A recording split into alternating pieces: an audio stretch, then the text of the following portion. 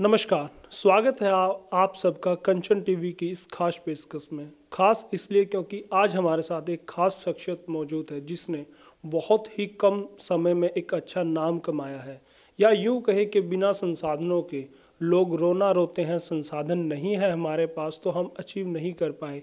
अगर ये होता तो हम ऐसा कर देते, अगर हमारे पास वो होता तो हम वैसा कर देते। लेकिन एक पर्सन ने बिना संसाधन के भी बहुत कुछ अचीव किया है। आज उनकी फ़ैन फॉलोइंग तकरीबन 1 लाख के आसपास है। जी हाँ, हम बात कर रहे हैं जगदीप शर्मा की। जी हाँ, जे स्टेप वाले जगदीप शर्मा, जो बहुत कम टाइम में एक बेस्ट यूट्यूबर बन के उभरे हैं। ज़्यादा बात ना करते हुए आइए हम अब आपको मिलवाते हैं जगदीप जी से। सर, सबसे पहले तो मैं स्वागत करूंगा कंचन टीवी के इस खास कार्यक्रम में। धन्यवाद जी आपका, बहुत धन्यवाद। जगदीप जी, आपने कई चैनल्स के लिए भी काम करते थे, फिर आपने जे स्टेप में भी काम किया और उसके साथ फिर अब आप एक यूट्यूबर हैं और एक उम्दा यूट्यूबर है। बिल्कुल अलग आपका स्टाइल है, चाहे वो ड्रेसिंग सेंस की बात हो, चाहे आपका हेयर स्टाइल की बात हो, चाहे आपके रिपोर्टिंग का स्टाइल हो, हर चीज़ बिल्कुल अलग है।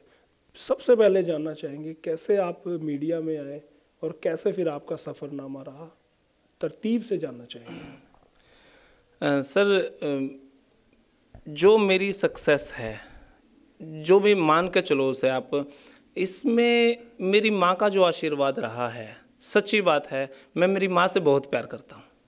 मेरी माँ, जब मैं घर जाता हूँ, मेरी माँ यूँ कहती है कि बेटा आज वीडियो बनाई। वो जो मेरे लिए एक बात होती है रिप्लाई की, भाई हाँ मम्मी मैंने वीडियो बनाई है और देखियो, तो वो जब मेरी मम्मी एक स्माइल के साथ मेरी वीडियो देखती है, सारा दिन लगी रहती है, उस ताकत से वो ताकत मिलती है मुझे। भाई हाँ, मेरी मम्मी को पसंद है यार, और चाहे किसी को हो ना हो। भाई जब मेरी माँ को मेरी वीडियो पसंद है ना, जो मेरा स्टाइल है, जैसे भी मैं देसी हिसाब से रहता हूँ, वो सभी मेरी माताओं बहनों को पसंद है वो स्टाइल।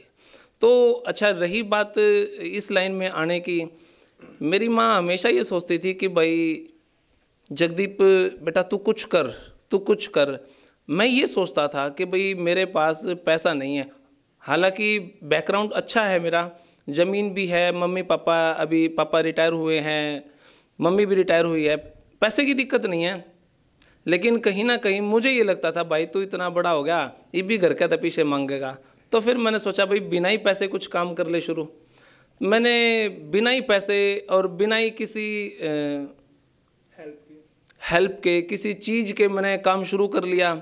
मैं 1-2 चैनल में मैंने काम किया है।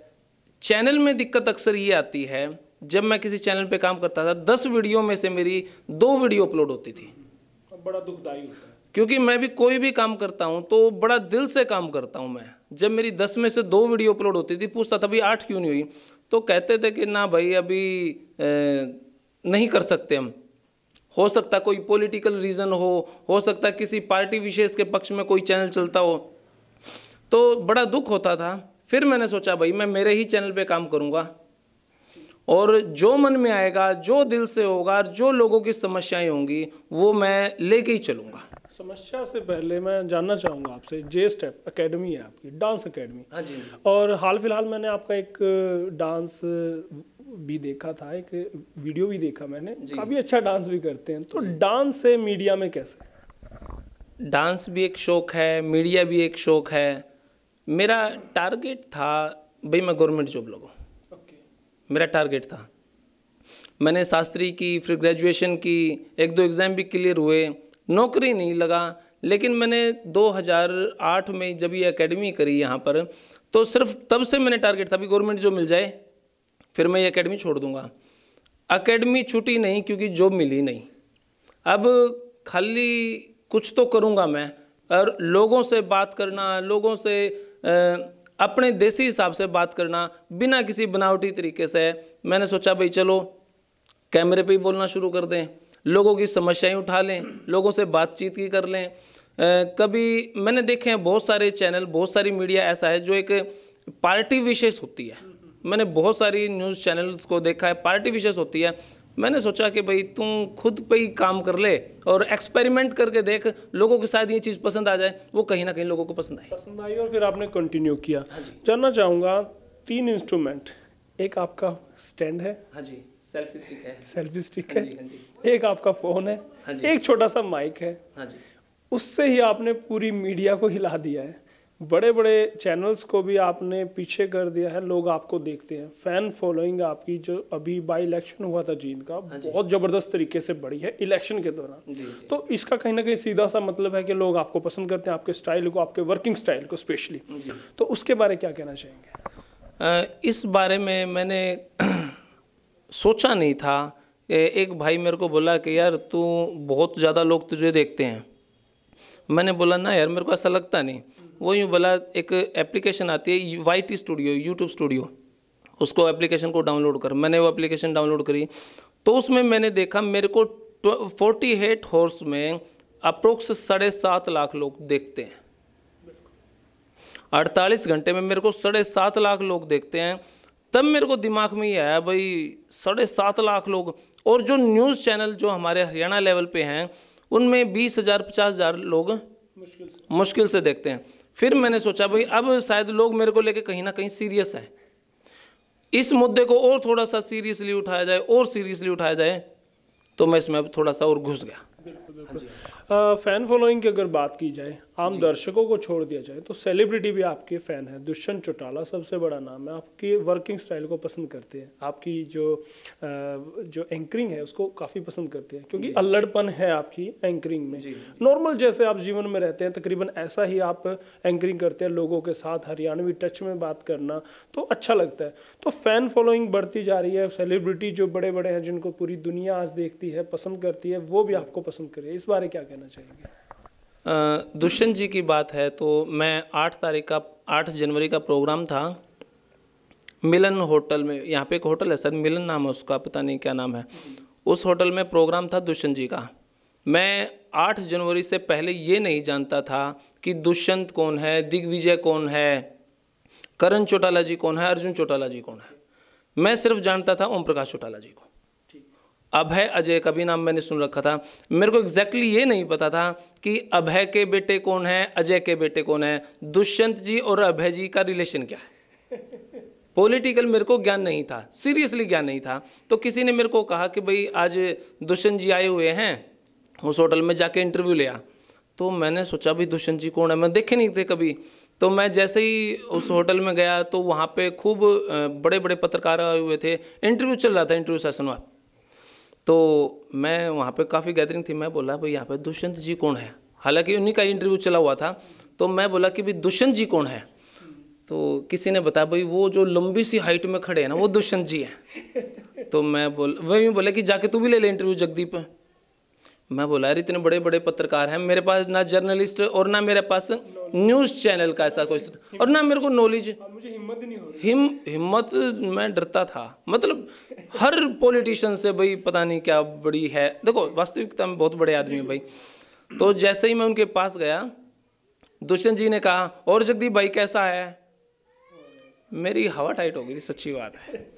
तो तब मेरे को ये लगा कि भाई हाँ कोई ना कोई तो तेरे को जानता है।